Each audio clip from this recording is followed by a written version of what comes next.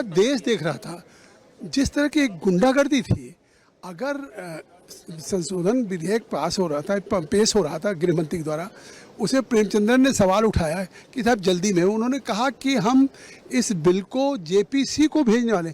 जब भारत के गृह मंत्री ने सदन में कह दिया स्पीकर साहब से कि हम इस, तो फिर नहेश था इसमें, लोकसभा राज्यसभा की सारी पार्टियों के सांसद उसमें मेंबर होंगे, फिर विचार होगा, उसके बाद बिल आएगा।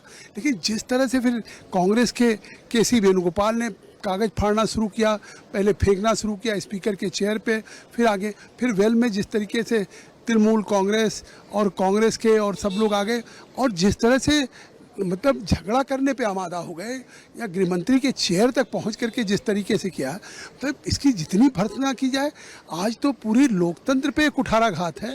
जिस तरह से संसदीय मर्यादाओं का आज उन्होंने उल्लंघन किया।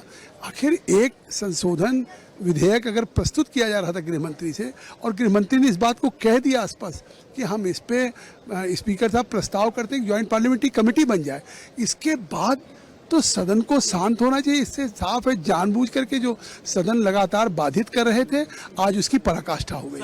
कोई सांसद ऐसे आप बता सकते हैं जिन्होंने इस तरह से व्यवहार किया है?